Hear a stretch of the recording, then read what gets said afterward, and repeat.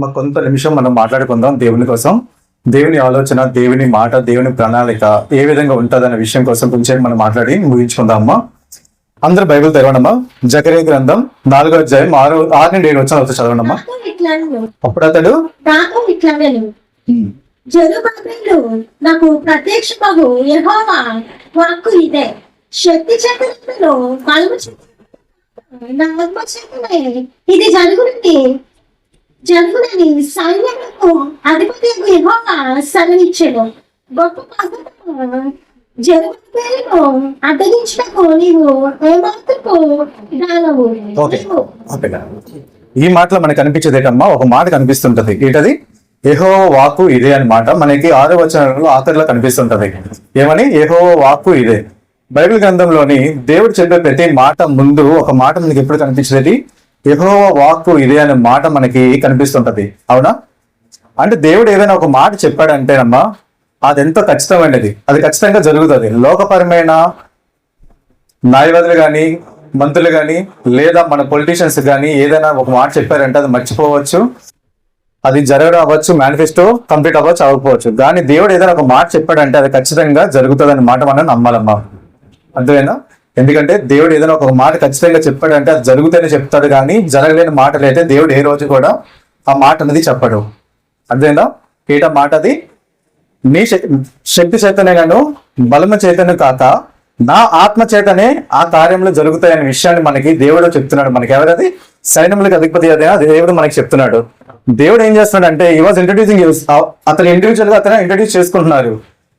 నేను సైన్యములకు అధిపతి అయిన యెహోవాను, సైన్యములకు అధిపతి అయిన దేవుడు నేను. నువ్వు ఏదైతే నీ శక్తి వల్ల కొన్ని కార్యాలు జరుగుతాయని నువ్వు అనుకుంటున్నావో, నీకు సహాయం చేసే మనుషులు ఎవరైతే నీకు మేలు జరిగిస్తారో, నీకున్న సమస్యలు తీస్తారని నువ్వు భావిస్తున్నావో, అవి జరగకపోయినా నేను నీ బాధలను తీస్తాను. నీ శక్తి చేత కాక, నీ బలము చేత కాక, నా ఆత్మ చేత నీ కార్యములు నేను జరిపిస్తానని సైన్యములకు అధిపతి అయిన దేవుడు చెప్తాడమ్మా. మనం చాలా మంది ఏమనుకుంటాం? ఏమైనా ఇంట్లో ప్రాబ్లం వచ్చాయనుకోండి, దేవా నాకెందుకు ఈ సమస్య ఇచ్చావు, నాకు భరించలేని సమస్య ఎందుకు ఇచ్చావు, నా కుటుంబానికి తట్టుకోలేని సమస్య ఎందుకు ఇచ్చావు, ఇది నాకు అసలు నా ఎనర్జీకి మించిన సమస్య, ఇది ఎందుకు ఇచ్చావు దేవా అని మనం అడుగుతుంటాం కదా దేవుడిని. అందుకే దేవుడు అంటున్నాడు, నీ సమస్యకి నేను పరిష్కారం ఇస్తాను. నీ తలంపులు, నీ శక్తి, నీవేదైతే బలం ఉందో అనుకున్నావు ఏవి నీకు పరిష్కారం జరగదమ్మా. అర్థమైందా? దేవుడిని మనను గట్టిగా ఏ విధంగా అయితే నమ్ముతామో ఆ రోజే మనకి దేవుడిని మనకి పరిష్కారం ఇస్తాడని జకరియా గ్రంథంలో మనకి ఎక్స్ప్లెయిన్ చేస్తుంటాడు దేవుడు. అర్థమైందా? అలాగే జకరియా 2:10 ఒకసారి చూడండి అమ్మది. సియోను నివాసులారా, నేను వచ్చి మీ మధ్యను నివాసం చేతును, సంతోషంగా ఉండు, పాటలు పాడుడి, ఇదే యెహోవా వాక్కు. అంతేనా? దేవుడు ఏమన్నాడమ్మా? నేను వచ్చి మీ మధ్య నేను ఉంటాను. ఎవరుంటారు? సామాన్యమైన వ్యక్తి అది కాదు కదా. దేవుడు వచ్చి మన జీవితంలోని ఉంటాడన్నప్పుడు మనం ఏ విధంగా ఉండాలమ్మా? ఎంతో ఆనందంగా ఉండాలి. అంతేనా? లాస్ట్ టైం ఒకసారి మీకు మెసేజ్ చెప్పాడు, ఒక మాట చెప్పాను. ఒక ముసలి తాత రాజుని ఏ కోరిక అడుగుతాడని చెప్పాను. అది ఆ ముసలి తాత రాజుకి చాలా గణపరుస్తుంటాడు మాటల్లోని. గణపరిచిన తర్వాత రాజు అంటాడు సంతోషంతోని, నీకేం కావాలో కోరుకో అన్నప్పుడు ఆ ముసలి తాత అంటాడు, రాజా నాకేం వద్దు, బంగారం వద్దు, బంగారం వజ్రాలు వద్దు, నాకు గోల్డ్ బిస్కెట్ కానీ ఏమీ వద్దు, నాకు నువ్వు వచ్చి నా దగ్గర ఉండిపో రాజా అంటాడు. రాజు ఎంతో ట్రై చేస్తుంటాడు దానికి. ఇది కాదు ఇంకా మంచిగా ఉన్నాయి, వాటిని కోరుకోవచ్చు కదా అంటే, నాకు ఏది వద్దు రాజా, నాకు ఇది ఒక్కటి చాలు. ఆ తాతది గుడిసె ఎలాగుందమ్మా? పైనంతా టాప్ లేదు, అతను నడిచే వే కూడా అసలు సరిగా బాగోదు. రాజమార్గం ఏ విధంగా ఉండాలి? చాలా చక్కగా. అతని ప్యాలెస్ ఎలా ఉంటుందమ్మా? రంగులతోని, టోటల్ గా డైమండ్స్ తోని, అన్నిటిలోని డిజైన్ చేస్తారు. అటువంటిది ఆ తాత దేవుడిని ఏం చేస్తా, రాజుని ఏమంటాడంటే నా దగ్గర వచ్చి ఉండిపో అంటాడు. అది మంచి కోరిక లేదా తెలివి తక్కువ కోరిక చెప్పండి? తెలివైన కోరిక. దాని తర్వాత ఏమైంది? అతని ఇల్లుని ఒక ప్యాలెస్ లో చేస్తాడు, సెకండ్ ప్యాలెస్ లో చేసి రాజమార్గంలో అయిపోతుంది. అలాగే దేవుడు కూడా మన జీవితంలో ఏమంటున్నాడు? నేను వచ్చి మీ జీవితాల్లో ఉంటాను. అర్థమైందా? నేను వచ్చి మీ జీవితాల్లో ఉంటాను. ఇప్పుడు మీరంతా చెప్పండి అమ్మా, దేవుడు మన జీవితంలో రావడానికి మీకు అందరికీ సిద్ధమేనా? అంగీకరిస్తారు అందరూని? మన లోకపరంగా ఎవరైనా చుట్టాలు వచ్చారనుకోండి, బాగా పలుకుబడిన వాళ్ళు, ఎవరైనా పొలిటీషియన్ కానీ మన ఇంటికి వచ్చారనుకోండి, పెద్ద అతన, ఎంతో కంగారు పడిపోతాం కదా మనం. టోటల్ ఇల్లు అంతా క్లీన్ చేస్తాం, బట్టలన్నీ మార్చేస్తాం, డోర్ కర్టన్స్ కానీ క్లాత్స్ కానీ అన్ని మార్చేసి ఇల్లు అంతా అతనికి ఏం ఇష్టమో అని తెలుసుకొని అన్ని రెడీ చేస్తుంటాం లోకపరమైన వచ్చినప్పుడే. మరి దేవుడు మన దగ్గరికి వచ్చి మనతో పాటు నివసిస్తాడు అన్నప్పుడు మన ఎంత విధంగా సిద్ధంగా ఉండాలమ్మా. భూమిని ఆకాశాన్ని సృజించిన సృష్టికర్త అయిన దేవుడు, సర్వాధికారి అయిన దేవుడు, నాకు అసాధ్యమైనది ఏమి ఉందాననే అన్న దేవుడు మన మధ్య వచ్చి ఉంటాన్నప్పుడు మనం ఎంత సిద్ధంగా ఉండాలమ్మా. అది మన లోకపరంగా ఎన్నో ఆలోచనలు ఉంటాయి మనకి ఏదేదో చేయాలని, కానీ ఒక్కటి గుర్తుంచుకోండి, మన ఆఖరికి మన జీవితం అనేది ఆ గొయ్యలోనే. అటువంటి ఇప్పుడు మనం పరిగెడుతున్న జీవితం అంతా అది శాశ్వతమైనది కాదమ్మా, అది అసాధ్యమైనది. కొన్ని రోజులు అయిన తర్వాత మన బతుకు ఎలాగ మందాలు చూసారు కదా, అన్ని చెప్పాడు. అర్థం కాలేదు, చనిపోతే నేను భయంతో వచ్చింది ఒక్కసారిగా. మన జీవితంలో కూడా ఇప్పుడు మనం చాలా స్ట్రాంగ్గా ఉంటాం. ఒక్క నిమిషం ఒక్క రోజు వస్తుంది మనకి, నా జీవితం అయిపోయింది, ఇంకా వెనక్కి తీసుకునేసరికి ఏముందమ్మా మన జీవితంలోని, ఏమైనా చెప్పుకోవడానికి గొప్పలు ఉన్నాయి మనకి? ఉన్నాయి లేదే. మన జీవితాల్లో గొప్పలు అంటే ఏమంటే ఇప్పుడు మనం చేసే సేవ ఒకటే. మనం చనిపోయిన తర్వాత పరలోకానికి వెళ్తామా లేదా అనేది ఈ సేవ ఒకటే తప్ప మరి ఇంకోటి ఏది లేదమ్మా. ఆయన వచ్చి మన మధ్యన ఉంటాడంటే ఎంతో ఆనందపడాలమ్మా. ఎందుకంటే దేవుడు అంటున్నాడు, నేను వచ్చి మీ దగ్గర ఉంటాను, ఇంకా మీకు కష్టాలు అనేవే ఉండవు, ఆనందంతో పాటలు పాడని అనే మాట అంటున్నాడు. అంటే ఆలోచించండి, దేవుడు అందుకనే అంటాడు, మీ సమస్యలు చాలా చిన్నవమ్మా, అవి మీ సమస్యలు చాలా చిన్నవి. నేను వచ్చాను అనుకోండి, మీ కుటుంబంలో అన్ని సమస్యలు తీరిపోతాయి. మీరు ఇప్పుడున్న ఏ విధంగా అయితే మీరు జీరోలో ఉన్నారో అటువంటి మీరు ఎంతో ధనవంతులు అవుతారు. ఏదైతే మీకు మర్యాద లేదో ఆ మర్యాద నేను పెంచుతాను. అర్థమైందా? అటువంటి దేవుడు అంటున్నాడు మాట్లాడంటే, నేను వచ్చి మీ దగ్గర ఉంటానన్న దేవుడు అంటున్నాడు, నీ శక్తి చేత కాక, నీ బలము చేత కాక, నా ఆత్మ చేత మాత్రమే మీకు మేలు అనేది కలుగుతాయన్న మాట దేవుడు అంటున్నాడమ్మా. అంతేనా? రాజుకి ముసలతనికి రాజు వచ్చిన తర్వాత ఏ విధంగా మేలు జరిగిందో దేవుడు కూడా మన జీవితాలకు వచ్చిన తర్వాత అలాగే మేలు జరుగుతుంది. ఒక్కసారి యోహాను సువార్త 9:1-3 వచ్చాను చూడమ్మా. అది యోహాను సువార్త 9:1-3 వచ్చినారు.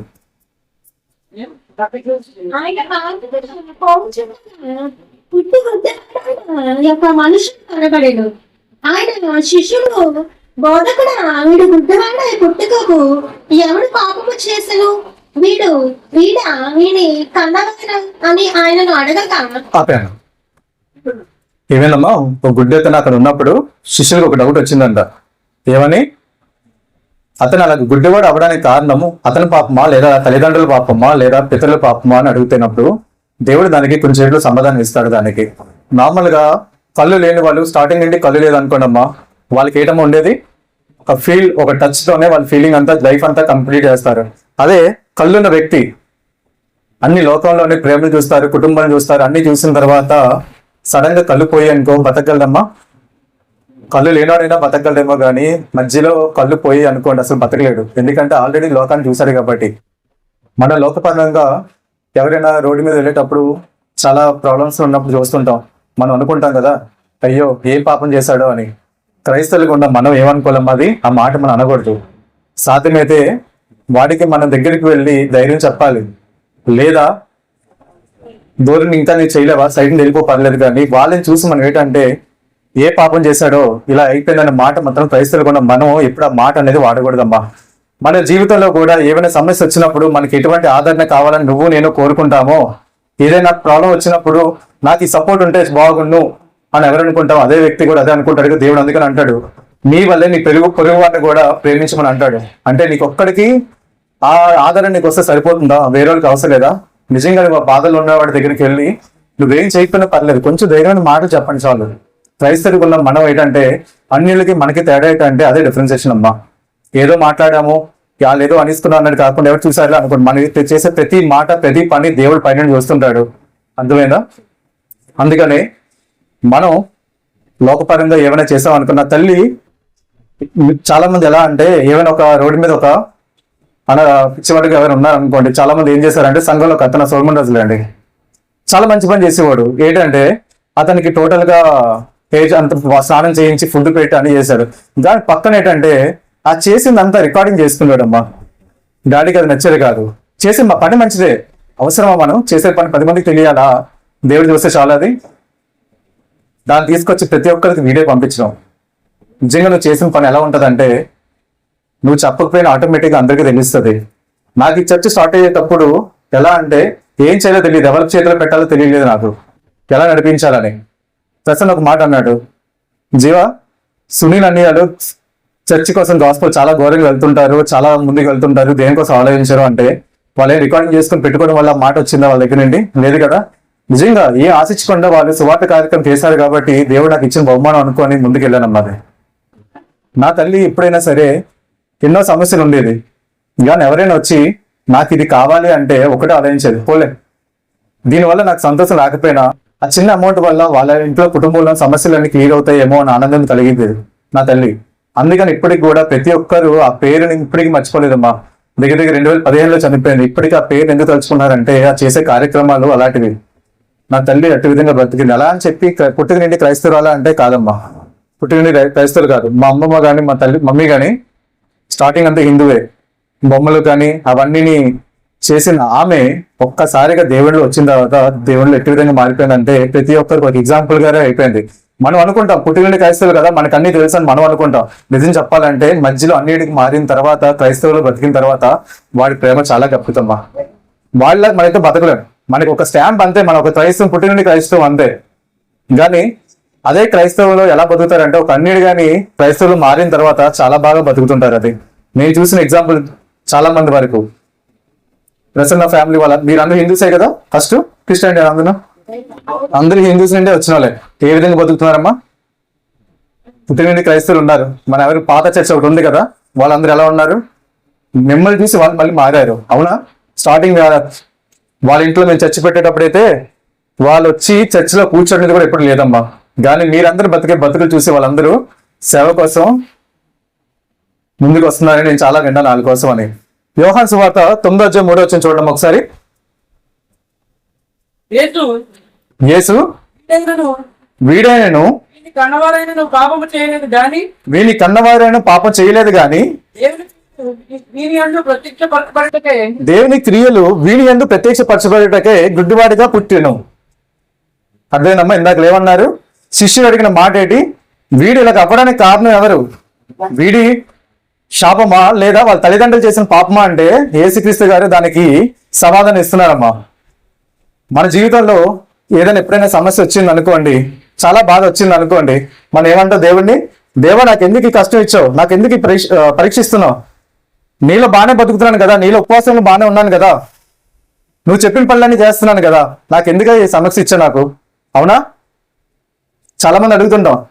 అంటే మన జీవితం ఎలా ఉండాలి? క్రైస్తవులు ఉన్నామంటే ఏ సమస్య లేకుండా ఆరాంశం మనం ఉండాలి, అంతేనా? దేవుని మనం ప్రశ్నిస్తుంటాం, ఎందుకయ్యా నాకు ఈ సమస్య ఇచ్చావు? నువ్వు నీకోసం నేను బతుకుతున్నాను కదా, నేను తట్టుకోలేని తెలుసు కదా, ఎందుకు సమస్య ఇచ్చా నాకు అన్నప్పుడు దేవుడు ఒక మాట అంటున్నాడు, I have a better plan. నాకు ఒక ఆలోచన ఉంది, దానికోసం ఇప్పుడు మనం ఎప్పుడో ఏదో అనుకుంటాం, దేవుడు నాకు ఈ రోజు ఎందుకు ఇలా చేశాడు, ఆ స్థలానికి నేను టైంకి వెళ్ళకపోవడం వల్ల నాకు ఇంత నష్టం వచ్చిందని 100 రూపాయలు నష్టం వచ్చింది నువ్వు అనుకుంటావు.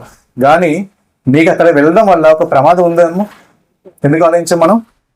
మన ఆలోచన ఎక్కడి వరకు ఉంటాయి అంటే లిమిటెడ్, అంతే. అది కొంచెం వరకే మనం ఆలోచిస్తాం. దేవుడు ఆలోచన ఎంతవరకు అమ్మా? ఎన్నో తరాల వరకు దాటుకుని ఉన్న ఆలోచనలు అవన్నీ. మనం పైన వాటిని చూసి దేవుడు ఇలా చేశాడు అలా చేసి అనుకుంటాం. దేవుడు మనకి ఎన్నో మేలు చేస్తుంటాడు. నేను ఎక్కాల్సిన బస్సులు కూడా ఒకరు మారాను అనుకోండి, ఏదో కారణం ఉంది అక్కడ. దేవుడు ఏదో నాకు ప్రమాదాన్ని దూరం చేయడానికి చేశాడని ఆలోచన మనం ఎప్పుడు మనం ఊహించుకోవే. ఆ ఒక్క 100 రూపాయలు పోయిందని బాధపడిపోతాం. కానీ దేవుడు మనకి ఎంతో మేలు చేశాడని ఆలోచన మీకు ఎప్పుడు కలిగించడమ్మా. దేవుడికి ఎప్పుడు మనం ప్రార్థన చేస్తాం? మనం ఏదో కష్టాలు వచ్చినప్పుడు, బాగా కష్టాలు వచ్చేవి. ఎప్పుడు వస్తాయి కష్టాలు అంటే మనం ఎవరైనా ఐసీలో ఉండాలి, లేదా ఏమైనా టెస్టులు రాసినప్పుడు రిజల్ట్స్ రావాలి, లేదా ఇంకా ఏమైనా లోన్ అప్లై చేసాం అనుకోండి, ఇంకా లోన్ శాంక్షన్ అవ్వలేదు అనుకోండి, దేవా నాకు కాపాడు దేవాన్ని ప్రార్థన చేస్తాం. అన్ని బాగుంటే మనం ప్రార్థన చేస్తాం. ఎవరైనా చెప్పండి? ఉదయం ఒకసారి చేస్తాం. ఆ చేసే ప్రార్థనలో నిజంగా ఖచ్చితంగా దేవునికి నచ్చే విధంగా ఎవరైనా ప్రార్థన చేస్తారా? లేదే. కానీ సమస్య ఉన్నప్పుడు మాత్రమే దేవుడికి మనం ప్రార్థన చేస్తూ ఉంటామే. కానీ దేవుడు మనకి మేలు చేసిన తర్వాత ఎంతమంది అమ్మా, దేవా నువ్వు నాకు చేసిన మేలు చాలా వందనాలు అయ్యా, కృతజ్ఞత ఎంతమంది చెప్పుకున్నా ఒక్కసారి మన జీవితంలో ఆలోచించుకోండి. చాలా మంది ఎవరు చెప్పుకోరమ్మా. మన సమస్యలు కూడా దేవునికి మనం ఎప్పుడైతే మనకి పరిష్కారం పొందిందో దేవునికి మాత్రం మన ఆనందం అనేది చెప్పాలమ్మా. అందుకే అంటున్నాడు, నీ సమస్యలు చాలా చిన్నవి, నువ్వు నా దగ్గర నన్ను నమ్ముకో, నీ సమస్య అనేది నేను క్లియర్ చేస్తానని దేవుడు అంటున్నాడమ్మా. అర్థమైందా? మన సమస్యలు చాలా చిన్నవి. మన చాలా మంది ఏమనుకుంటాం, అవి వాళ్ళు సరిగా లేకుండా పుట్టారు అనుకోండి, ఏదో పాపం చేశాడులే అందుకని అనుకుంటాం. ఏదో నాగసాకి జపాన్లోని ఏమైందమ్మా? పుట్టే పిల్లలంతా ఎలా పుడుతున్నారు? ఏదో అవివే లోపాలతోనే పుడుతున్నారు. అంటే వాళ్ళు చేసిన పాపాలు అవి కాదే. ఎప్పుడో జరిగిన ఆటం బాంబు తెలుసు అణు యుద్ధం అంటారు. అది కానీ పడింది అనుకో, ఇక్కడే మన ఇండియాలో పడిన దానికి ఏమవుతుందమ్మా? ఇండియా ఉంటుందా? అటువంటిది అక్కడ పడిన తర్వాత టాక్సిక్స్ అన్ని మనకు వచ్చిన తర్వాత, అలాగని తల్లిదండ్రులు పుట్టేటప్పుడు వాళ్ళు జాగ్రత్తలు తీసుకోలేదా? తీసుకున్నారు, కావాల్సిన ఇంజక్షన్ తీసుకున్నారు, కావాల్సిన మంచి ఫుడ్ తీసుకున్నారు. దాని అవే లోపాలతో ఎందుకు పుడుతున్నారంటే ఆ ప్రాంతము అలా అయిపోయింది అంతే.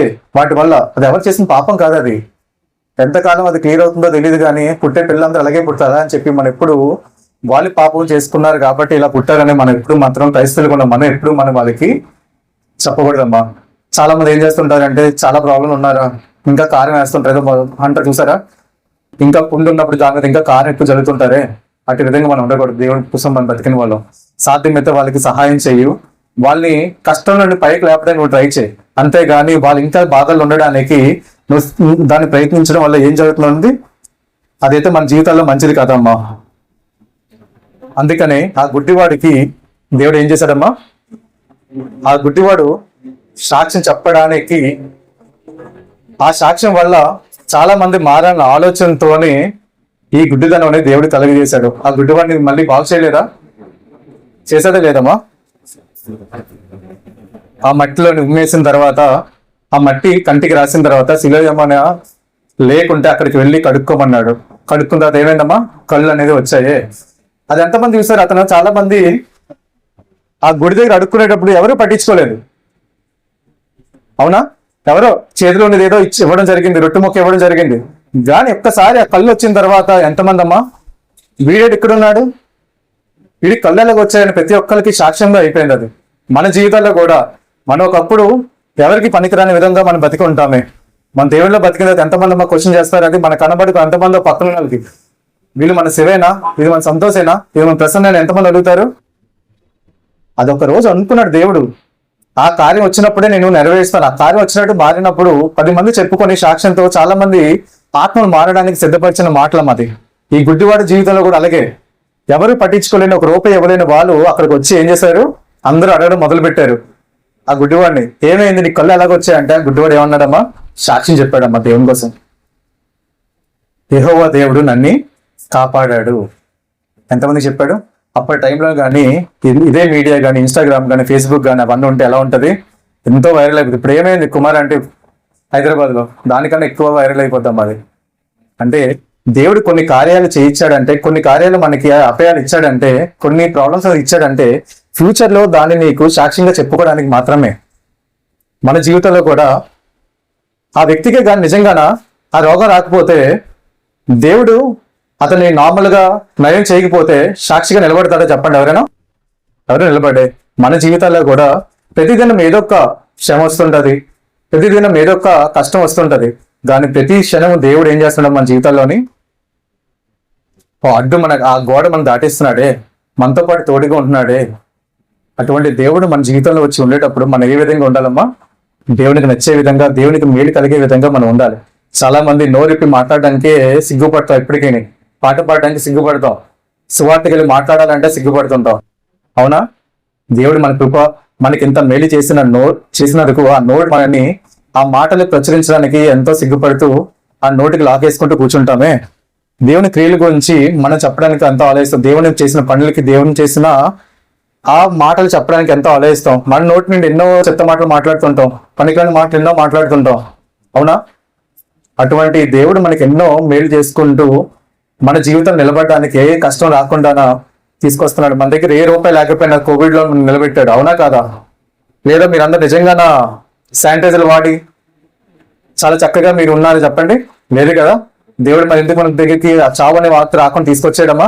దేవుడు మనం బతికాం కాబట్టి. ఏదో రోజున నా కోసం బతుకుతారు, అదే నోటితో నాకు సువార్త చేస్తారు, అదే నోటితోని నా కోసం సాక్ష్యం చెప్తారు. లోకపరమైన సాక్షులు ఎంతవరకు అమ్మాలి?